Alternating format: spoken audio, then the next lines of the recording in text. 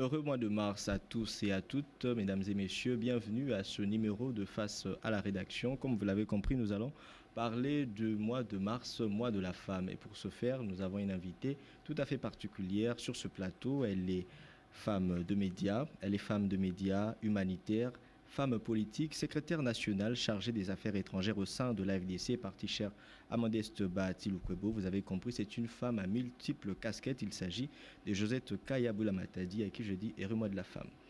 Heureux mois de la femme à toutes les femmes qui nous suivent, parce que quand on parle du mois de la femme, l'homme aussi est là. Heureux mois de la femme à tous les hommes qui comprennent que la femme existe parce que eux aussi, ils existent. Alors, je vois que l'émission est équilibrée. Il y a une femme.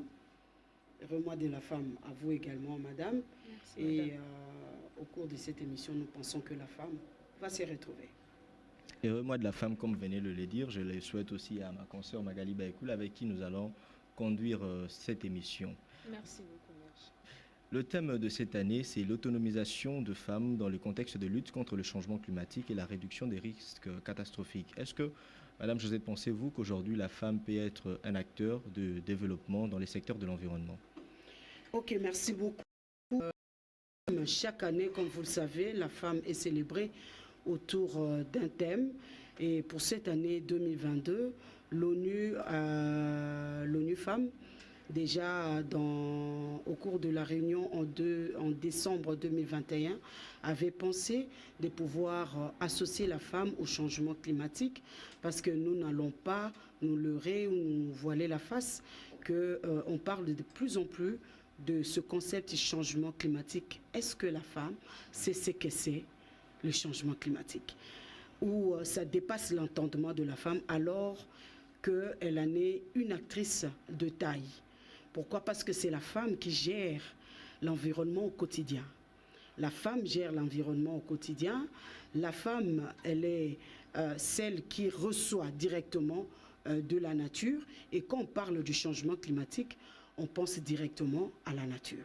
Alors cette façon de concevoir les choses montre que la femme qui donne la vie doit être bien entretenue, doit comprendre la vie qu'elle donne et comment elle doit conserver cette vie.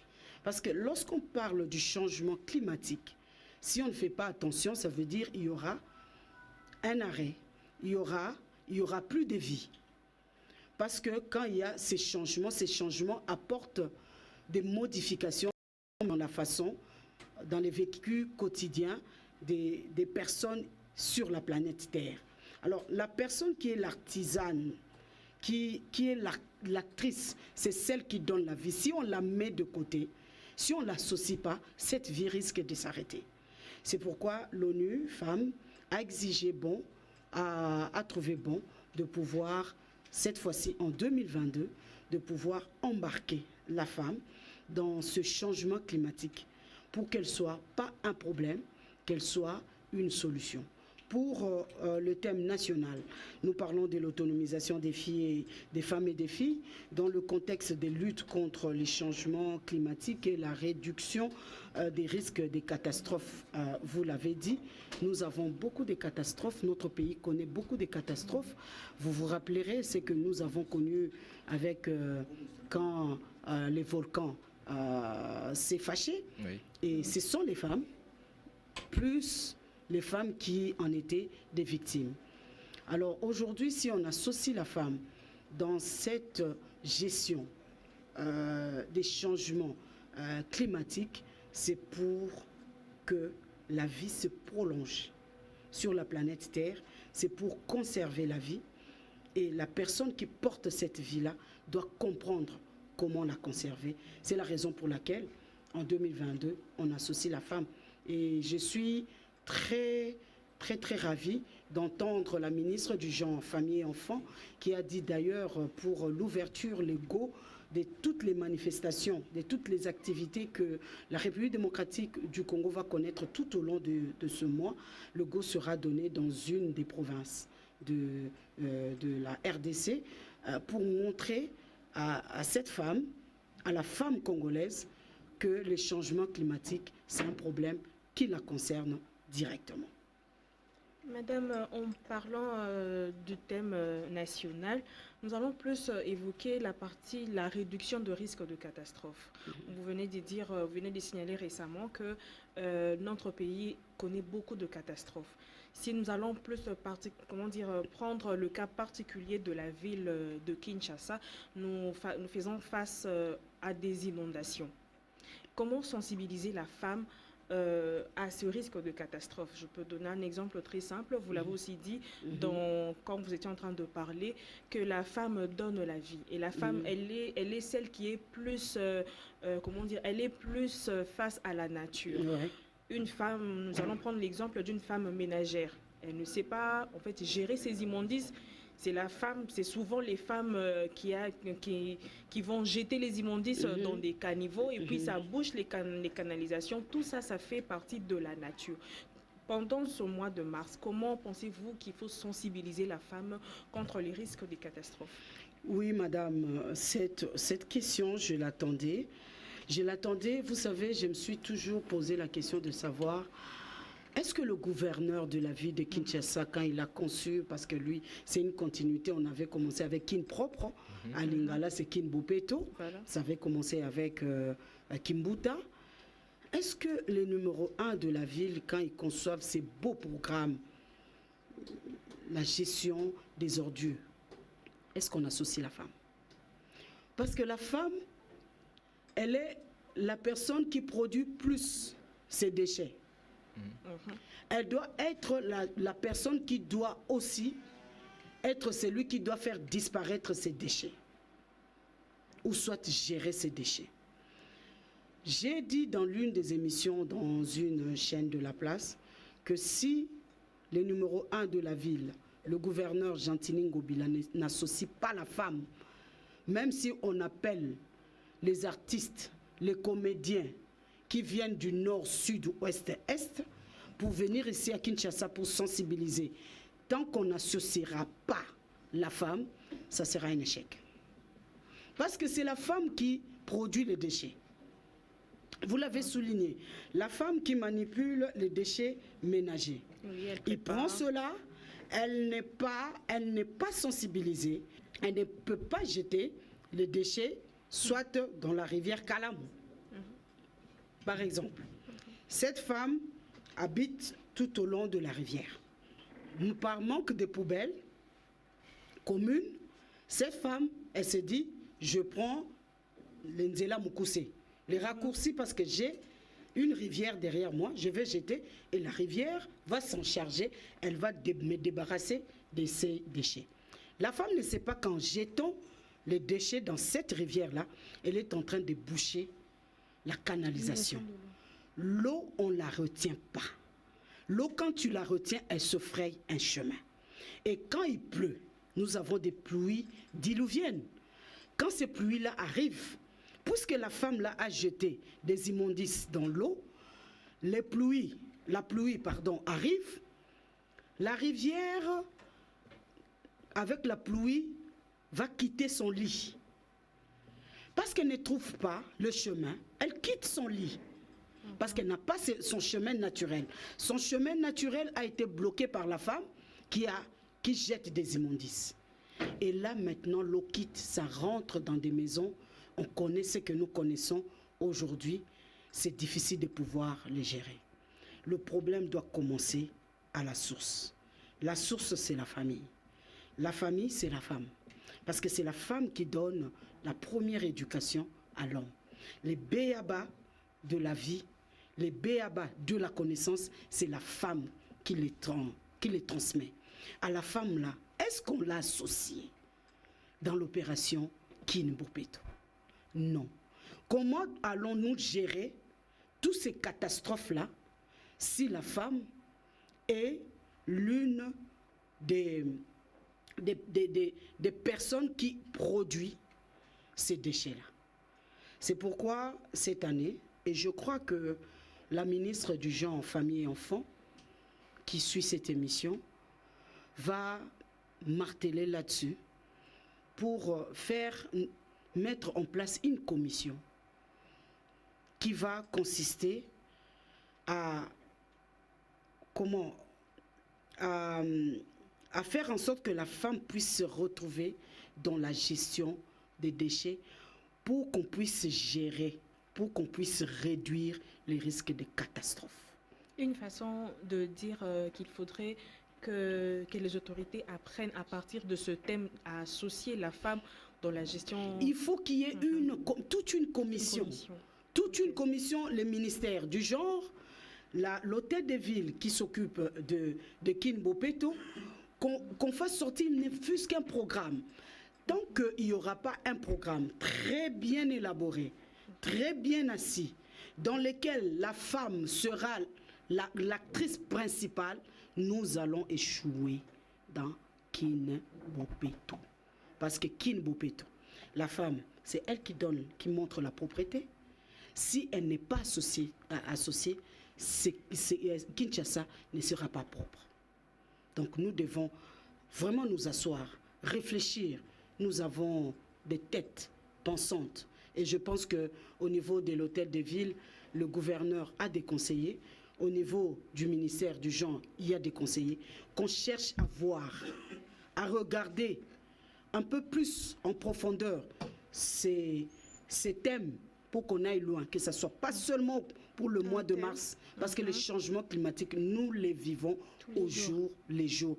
Et c'est nous-mêmes qui transformons en mal, des mal en pis, notre planète. Dieu ne l'a pas créée comme ça. Dieu n'a pas créé cette planète pour que nous puissions connaître des catastrophes que nous connaissons aujourd'hui. Tout cela, c'est la transformation que l'homme lui-même apporte pour que nous puissions avoir toutes ces catastrophes. Vous avez dit que c'est la transformation que l'homme lui-même apporte pour qu'on puisse avoir ces résultats aujourd'hui, et associer la femme permettrait à ce que nous puissions pallier à cela. Mais est-ce qu'aujourd'hui la femme congolaise est prête à endosser ce rôle-là de acteur pour le développement, par exemple dans les secteurs de l'environnement? C'est un rôle naturel de la femme. Il suffit seulement de l'associer. Il suffit seulement de lui dire, vous jouez déjà ce rôle-là en tant que maman, mais il y a des éléments qui lui échappent. Il y a des paramètres qui lui échappent. Ça veut dire notre planète se meurt quand vous faites ça, ça, ça. Vous enlevez peut-être les immondices chez vous, devant votre porte, mais en les jetant dans l'eau, dans la rivière, vous êtes en train de rendre un mauvais service à toute une ville, à tous les quartiers et à toute une commune. C'est seulement cette sensibilisation-là. Quand vous parlez à la femme, l'ignorance, c'est vrai, existe dans les chefs de la femme, dans la gestion des déchets. Mais si vous l'associez, vous lui parlez, la femme va comprendre. Et directement, ce rôle naturel qu'il a d'éduquer, ça va revenir de soi. Et elle va commencer ce travail-là au niveau de sa maison, et ça va aller au niveau des enfants, et ça va remonter parce que c'est elle.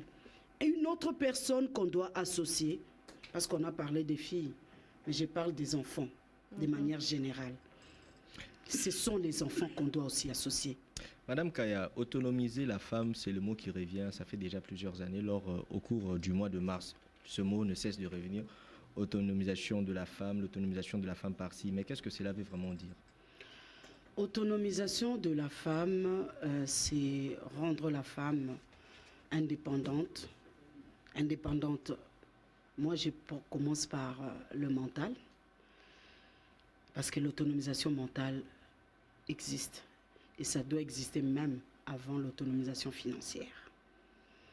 Rendre la femme capable, qu'elle soit libre, qu'elle soit autonome, qu'elle soit indépendante, par sa façon de réfléchir financièrement, parce que nous savons que la pauvreté a un visage, c'est le visage de la femme.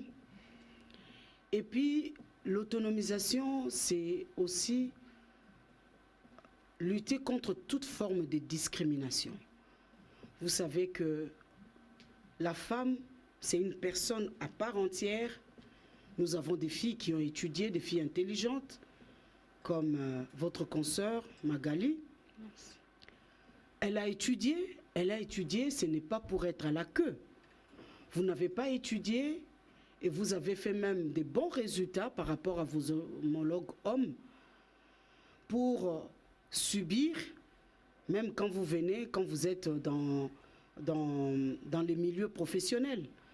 Vous avez étudié, vous êtes intelligente et vous méritez d'occuper des postes de prise de décision, des postes de responsabilité.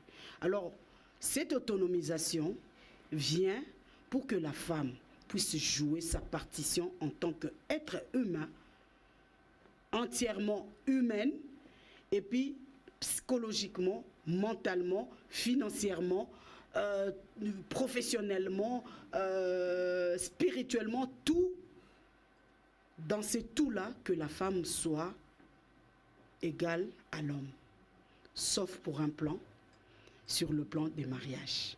Parce que là, Dieu avait déjà tranché pour dire que l'homme est l'autorité de la femme. Pas de polémique. Mais pour les autres domaines, ou dans les autres domaines, qu'on puisse sentir cette égalité, parce que la femme a le même cerveau que l'homme. C'est ça l'autonomisation. Madame Kaya, la femme a le même cerveau que l'homme et il faut l'autonomiser tel que vous l'avez dit. Mais dans le cas d'espèce en République démocratique du Congo, on sait que les femmes, depuis l'indépendance, vont aller déjà à l'école. On peut dire qu'on avait donné les chances et aux hommes et aux femmes d'aller à l'école. Mais pourquoi encore revenir aujourd'hui pour autonomiser la femme, bien l'accorder plus d'importance?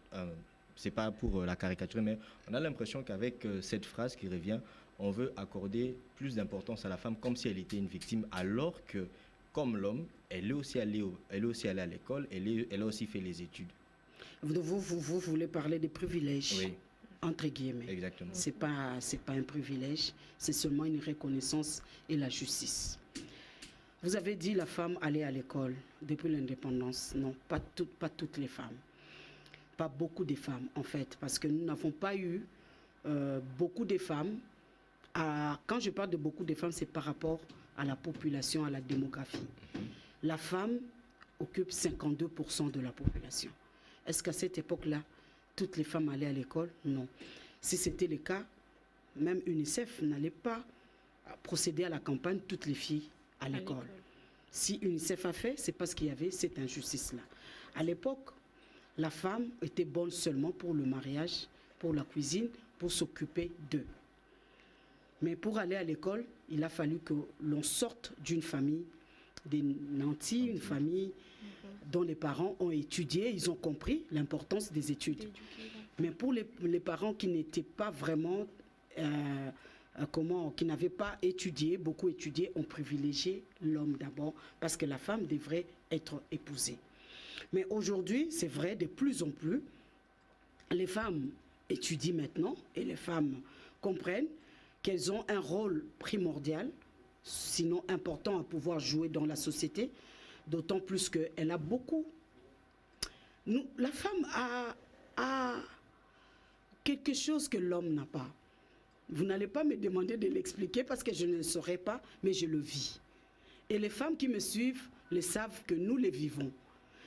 Quand le moment arrive ou quand les conditions sont réunies, la femme s'épanouit et la femme donne le meilleur d'elle-même. Sans pour autant qu'on puisse la supplier. Pourquoi? Parce qu'elle se retrouve de manière naturelle à pouvoir jouer un rôle avec les atouts que Dieu lui a donnés. La femme regorge des valeurs. Et ces valeurs-là doivent servir l'humanité. Aujourd'hui, quand vous dites que ces femmes-là, bien qu'elles ont étudié, c'est comme si elles ne connaissent pas leur rôle et c'est comme si on leur donnait tout sur un plateau. Non. En ce qui concerne les postes de prise de décision, l'homme s'est accaparé de tout.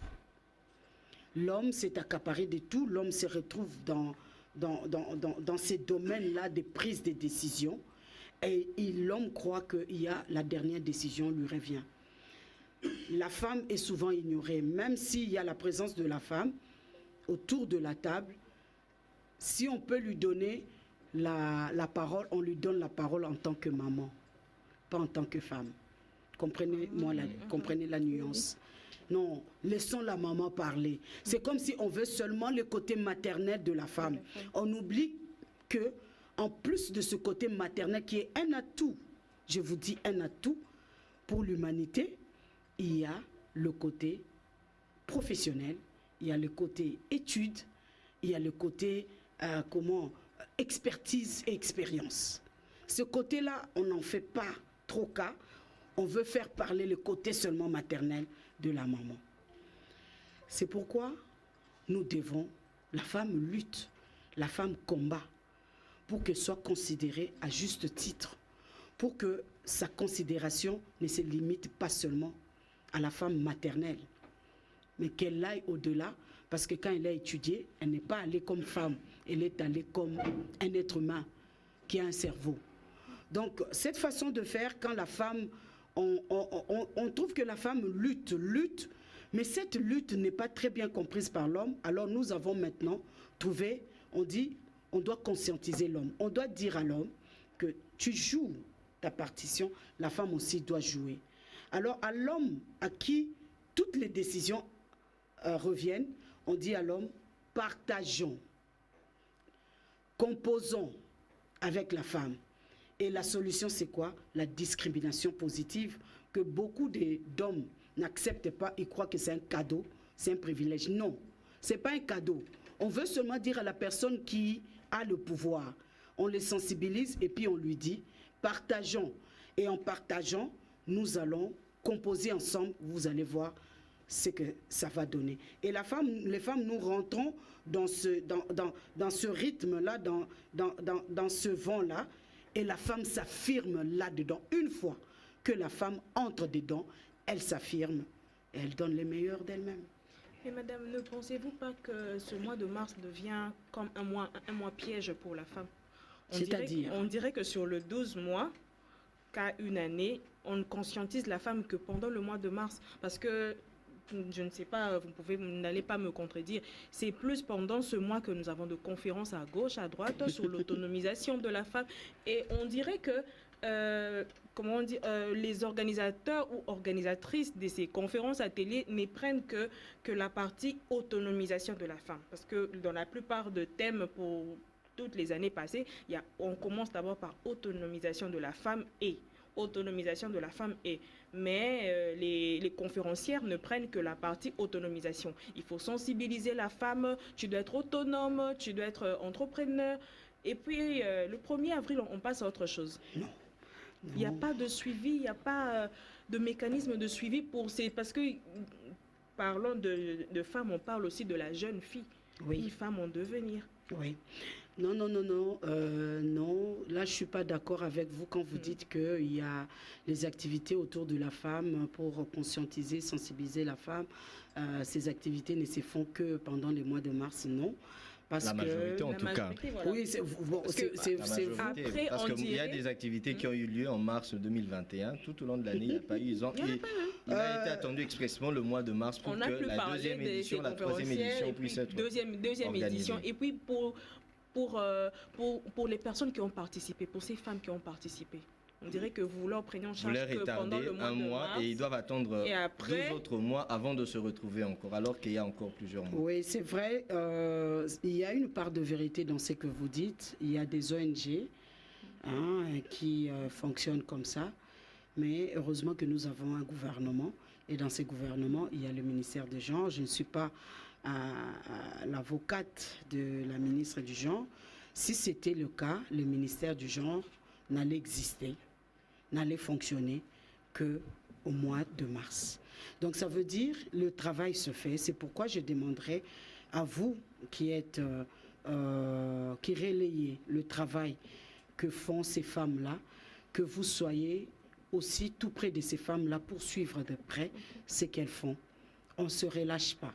Mais sauf que nous voulons tirer la sonnette d'alarme au mois de mars pour dire hey, nous existons et notre combat, notre lutte continue jusqu'à ce que nous ayons un gain de cause. Sait-on ici ce moment, ce mois de mars nous est donné pour réveiller la femme intensivement, de manière intensive. Mais les travaux se font, se fait tout au long de l'année parce que la femme continue à exister. Si vous allez vraiment en profondeur, vous suivez de près ces femmes-là, vous allez voir qu'il y a des conférences par-ci il y a des sensibilisations par là, ça passe pas à la télé, mais c'est des bouches à oreille, c'est des manières, comment nous faisons des activités de proximité. Voilà le mot que je cherchais depuis. Ces activités de proximité qui ne passent pas nécessairement à la télé, mais les femmes sont maintenant de plus en plus au courant du rôle qu'elles doivent jouer au sein de la société. Vous savez, c'est une grâce que nous ayons un chef de l'État, j'allais dire, j'ai dit chef de l'État et j'allais dire un chef de l'État genré. Genré parce qu'il prône par l'exemple, parce qu'il croit en la femme.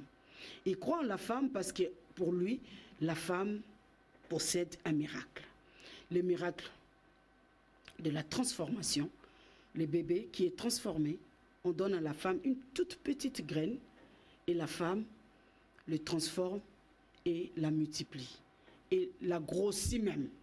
Il fait en sorte que cette graine puisse grossir, puisse se transformer, puisse changer de forme jusqu'à donner une vie.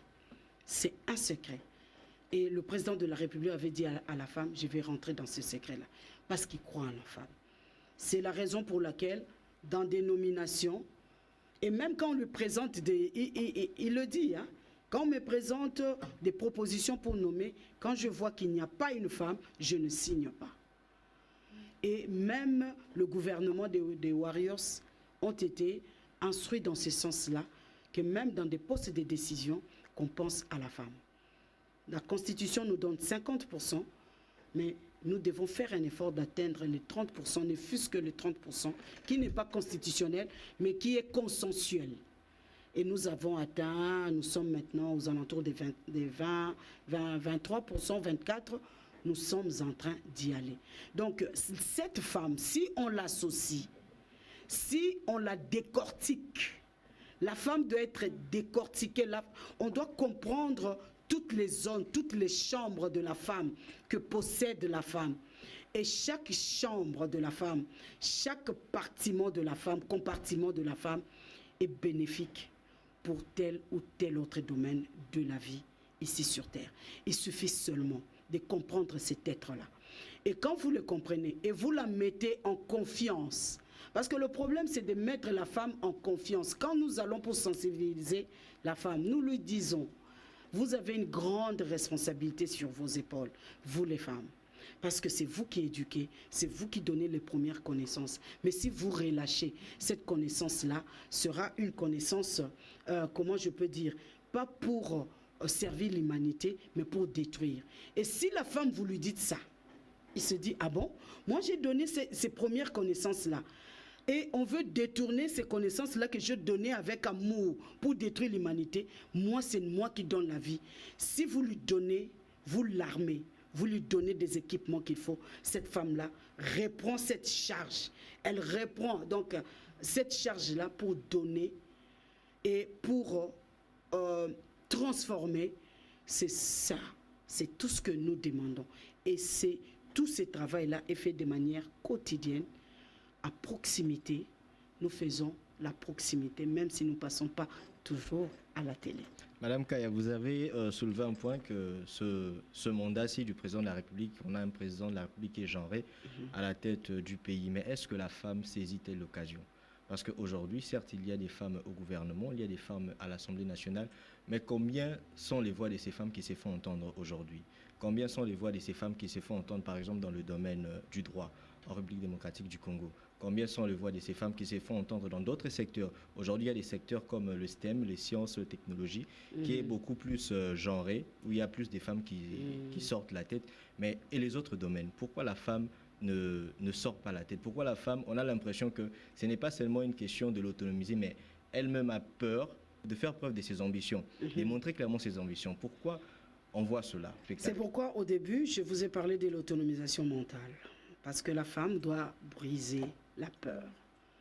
La femme a peur d'échouer, la femme a peur des critiques, la femme a peur qu'on lui dise non, c'est pas ça. L'homme aussi a peur de ça. Non, laissez-moi parler de la femme, monsieur le journaliste.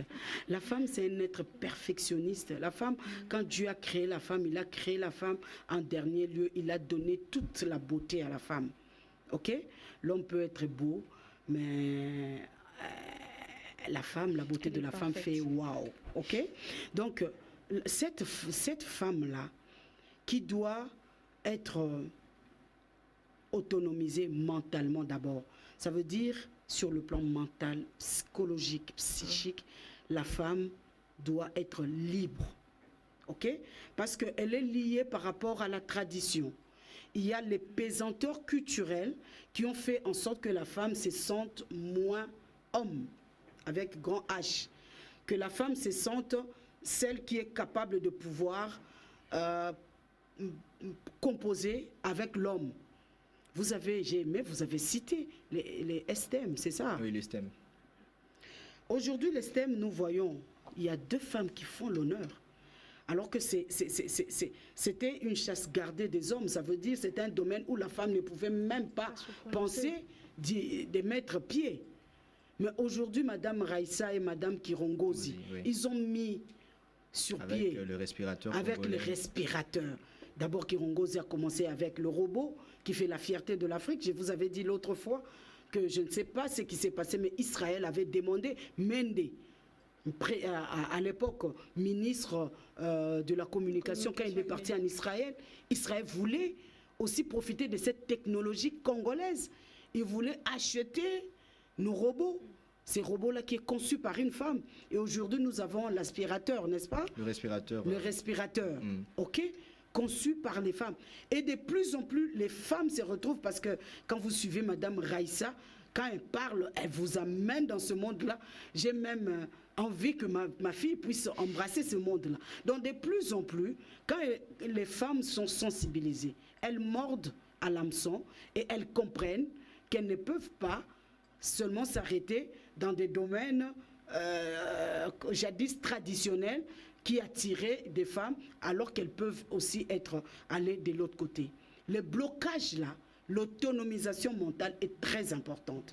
C'est pourquoi on doit commencer d'abord par là. Et c'est ce que les femmes là, les 2 femmes font, et les autres d'ailleurs, nous autres, nous les faisons. Quand nous arrivons chez la femme, moi j'ai l'habitude, quand je parle avec une fille, j'essaye de voir, d'étudier, de voir en cette fille-là, au-dedans d'elle, quelles sont les valeurs qu'elle regorge, qu'elle ignore. Et comment faire sortir ces talents-là pour que ces talents-là puissent servir. Et dès que la femme, dès que la fille se découvre ce qu'elle est, elle est fière d'elle, et elle commence maintenant à se sentir responsable. Elle se dit, j'ai quelque chose en moi qui doit sortir, qui doit servir. On doit commencer par ce travail-là. Aller au-dedans de la femme. Celle qui a peur, lui ôter cette peur-là, lui montrer ce qu'elle vaut. C'est au-dedans d'elle. Je vous ai dit que la femme possède beaucoup de compartiments, beaucoup de chambres. Allez chercher, pour cette femme-là qui s'ignore, vous lui montrez cela, elle va commencer à jouer le rôle selon le contexte. Et c'est le rôle que revient à beaucoup d'ONG, au gouvernement au travers le ministère du genre, d'être avec ces femmes-là de manière quotidienne, parce que 52% va renverser la vapeur, la tendance de manière positive, parce que la femme a été conçue pour transformer de manière positive. Quand une graine comme ça donne une personne comme ça, c'est pas peu de choses. Hein. C'est pas peu de choses. Et Madame, parlons de poste de prise de décision, comme vous l'avez évoqué. Mhm. Vous avez dit que la femme peut occuper le poste de prise de décision. Vous venez récemment d'être nommée comme secrétaire nationale des affaires étrangères au sein de l'AFDC, parti cher à Modeste Bahati Lukwebo. Pensez-vous vraiment avoir mérité la confiance de Bahati pour avoir ce poste?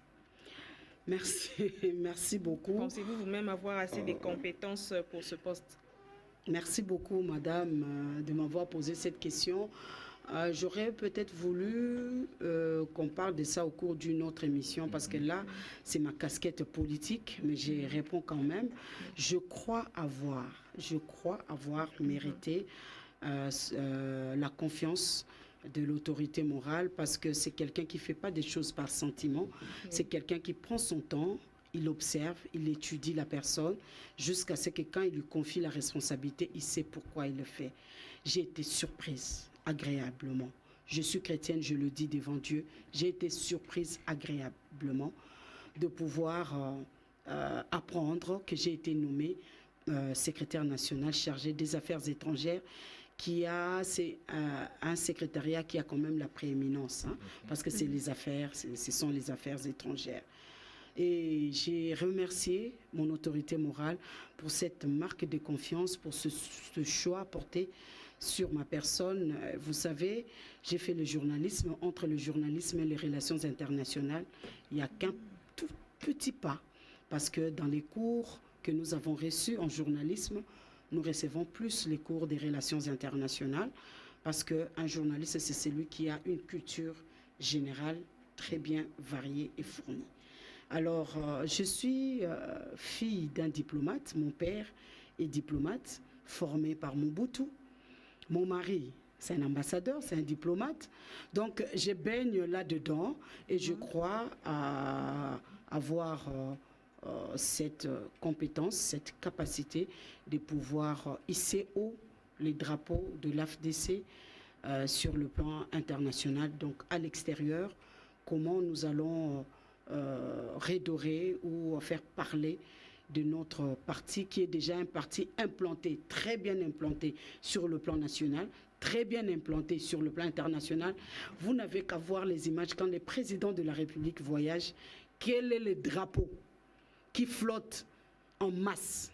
C'est les drapeaux de l'AFDC. Parce que nous sommes très bien organisés.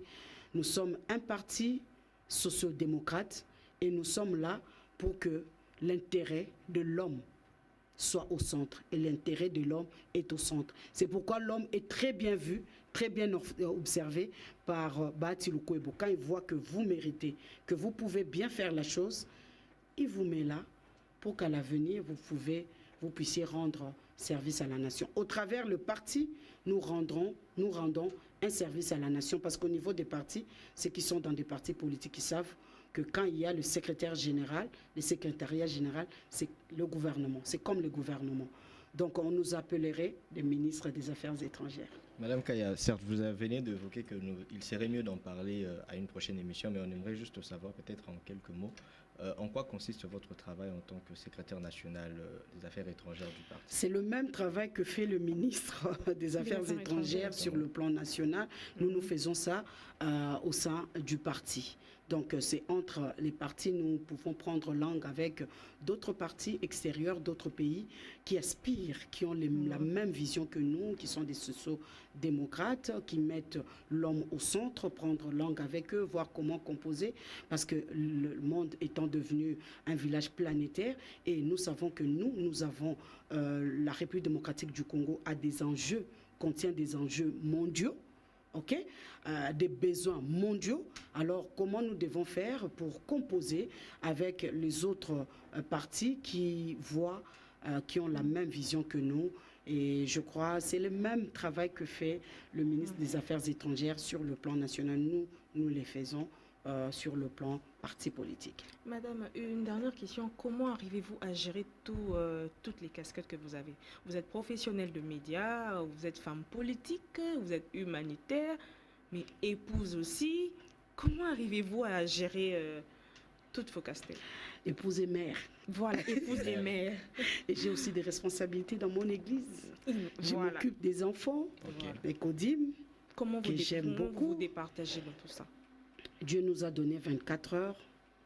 Et ces 24 heures, je demande à Dieu chaque fois quand je me réveille, je dis, Seigneur, ce n'est pas pour rien que je suis ce que je suis aujourd'hui.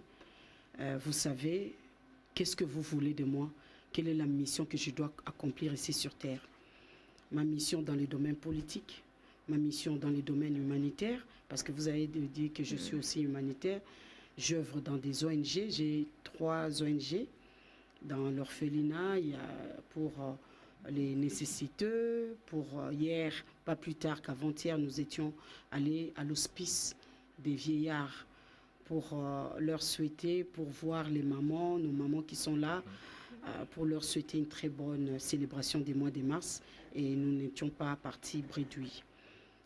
Alors, comment j'arrive à m'en sortir? C'est difficile. sans pour autant vous cacher, c'est difficile. Parce que quand vous avez des casquettes comme ça, il y a un domaine qui souffre. Hein, il y a un domaine qui est un peu sacrifié. Mais j'ai fait un effort pour que tous les domaines de ma vie, que l'un ne soit pas sacrifié. Que mon mariage ne soit pas sacrifié. Que mon mari, que mes enfants ne soient pas sacrifiés. Quand il faut leur donner leur temps, je leur donne. Même si ce n'est pas beaucoup, mais je leur donne. Le peu que je leur donne, je fais en sorte que ce soit un temps précieux. S'il faut donner au niveau de la politique, je donne. Au niveau des médias, je donne. Et au niveau de l'humanitaire, je donne également. Mais je demande à Dieu de pouvoir m'aider pour bien gérer mes 24 heures. Et de fois, il m'arrive de lui dire, 24 heures c'est peu, donnez-moi même au-delà.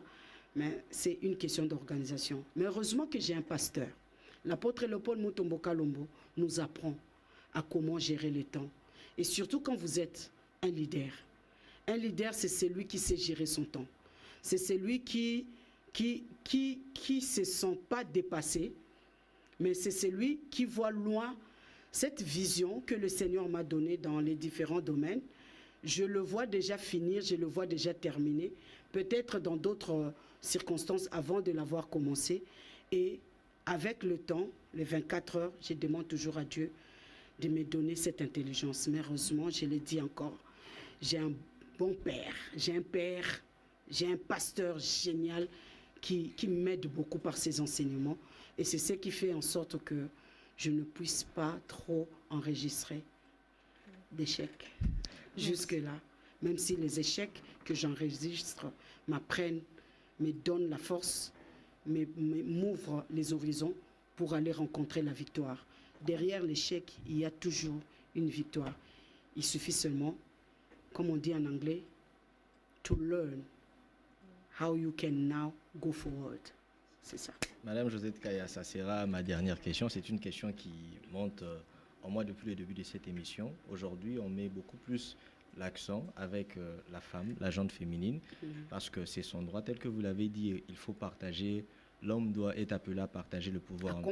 À composer avec la femme. Ouais. Mais à cette allure, vous, en tant que mère, ne pensez-vous pas que l'homme se verra relégué au second plan? On se dira par galanterie, ou bien si un poste à pouvoir, au lieu de le donner d'abord à un homme, on préfère d'abord donner à la femme. Ne tendons-nous pas vers ce piège-là où on s'est dit, donc, pour l'égalité et tout ça, on donne d'abord à la femme. La majorité donne à la femme. Et on le voit même peut-être avec certains parents qui, lorsqu'il a 2 enfants, une fille et un garçon, ils préfèrent envoyer la fille dans de bonnes écoles et le garçon dans des écoles assez standards pour donner plus de chance à la fille. Oh, je voudrais apaiser tous les hommes. Le combat que nous menons, ce n'est pas pour que nous puissions écraser l'homme. Non. L'homme et la femme doivent composer ensemble pour l'équilibre de l'humanité. Jusque-là, là où il n'y a que des hommes, il y a des équilibres et les choses ne marchent pas bien. Là où il y a équilibre, l'homme et la femme émettent sur une même longueur d'onde, vous verrez les choses vont aller bien. Même dans un foyer. Certes, il y a l'homme qui est le chef de la femme. On a appris à l'école l'homme est le chef de la famille. Non, l'homme est le chef de la femme, c'est ce que dit la Bible. Mais cet homme-là, quand il compose avec sa femme, il réussit. C'est une maison heureuse. Mais quand l'homme utilise la dictature et que la femme est frustrée, la femme est brimée, la femme est effacée, c'est une maison dont le climat est maussade. Parce que c'est la femme qui donne la joie. C'est pourquoi je dis, l'homme est là pour composer avec la femme. Notre lutte, ce n'est pas d'écraser l'homme. Notre lutte, c'est d'amener l'homme à pouvoir reconnaître son homologue femme. Et que nous devons travailler ensemble. Apaisez-vous. Pour les parents qui font que, maintenant, il faut renverser la tendance. Inverser la tendance. Hein? J'envoie la fille à l'école. Il y a des parents qui m'avaient dit, nous avons observé, quand les filles se marient, Hein? L'argent nous revient, les avantages nous reviennent. Quand c'est l'homme, il regarde d'où elle vient. Papa, il pense à papa et à maman. Mais quand l'homme se marie, c'est fini, il est parti. Donc je préfère maintenant investir.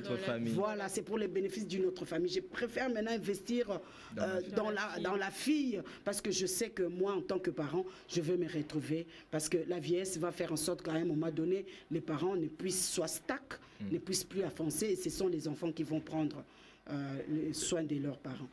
Il peut avoir raison. C'est vrai, quand vous regardez dans notre société, c'est une réalité.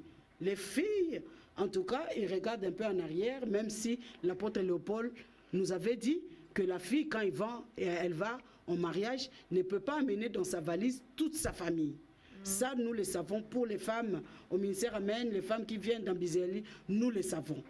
Mais cela n'empêche pas que la fille ou l'homme, la femme ou l'homme puisse aider les parents s'il faut aider. Okay? Donc cette façon de faire, si on exagère, on fait que la fille maintenant puisse monter, les garçons puissent descendre, c'est le déséquilibre. Moi je ne suis pas d'accord avec ça.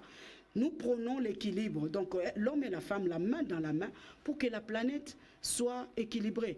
Et cet avion en RDC, même si nous sommes 52% des femmes, la population, si on donne à la femme ce pouvoir, de pouvoir décider, vous allez voir que cette injustice sera effacée de soi-même et notre société, on parlera de moins en moins de la corruption parce que la femme est moins en moins corruptible et corrompue. Des femmes qui sont des corrompues et des corruptibles, ce sont des femmes très dangereuses parce que la femme, elle est gestionnaire. La femme aime partager, comme la maman poule. Alors quand vous venez... Si c'est une bonne femme, parce que même la même Bible dit, c'est lui qui trouve une bonne femme, pas seulement une femme, mais une bonne femme. Oui, si elle est bonne, c'est pourquoi je dis, au départ, la femme a toutes ces capacités-là d'être bonne, d'être une mère qui partage. Mais c'est la nature. Hein, c'est ce qui environne qui la corrompt. Mais pour ce qui la corrompt, ce qui est primordial à la femme, elle est la personne qui partage. Alors cette femme-là, si on lui donne cette possibilité de pouvoir diriger, de pouvoir régner, okay, il y aura équilibre. De moins en moins, je vous assure, on parlera de la corruption, de moins en moins on parlera de l'injustice, de moins en moins on parlera de la pauvreté. Parce que la femme est là pour lutter contre la pauvreté. Rien qu'à voir nos mamans, parce qu'avec le thème, les mamans qui font, les mamans maraîchères, les mamans bipoupoula, vous voyez ces mamans-là, comment elles luttent pour faire manger leur maison, les petites maisons. Si on donne à cette femme-là le pouvoir de pouvoir diriger, vous allez voir que notre maison, la République démocratique du Congo, ne va pas vraiment mourir de faim. On va pleurer de faim aujourd'hui, mais demain, la maman va trouver la solution parce qu'elle l'ira chercher. L'homme et la femme, la main dans la main pour un monde équilibré, c'est avec ce mot de Madame Josette Kaya que nous mettons un terme à cette émission. Vous l'avez compris, c'est l'ouverture du mois de la femme. Donc de temps en temps, au cours de cette émission, nous allons recevoir différentes femmes pour parler de la femme, de l'autonomisation de la femme ainsi que de son rôle dans la société pour le développement de ce pays. Magali, c'était un plaisir de composer dans cette émission avec toi. Ah voilà, vous avez composé. Voilà le mot. Bien sûr. Madame Josette Kaya, j'espère que ce n'est pas la dernière fois que nous vous recevrons tout au long de ce mois. Ma disponibilité est permanente. D'accord, et voilà, c'est par ici que nous mettons un terme à cette émission. Merci de l'avoir suivi. Restez branchés sur Amen Télévision, la télé autrement. Au revoir.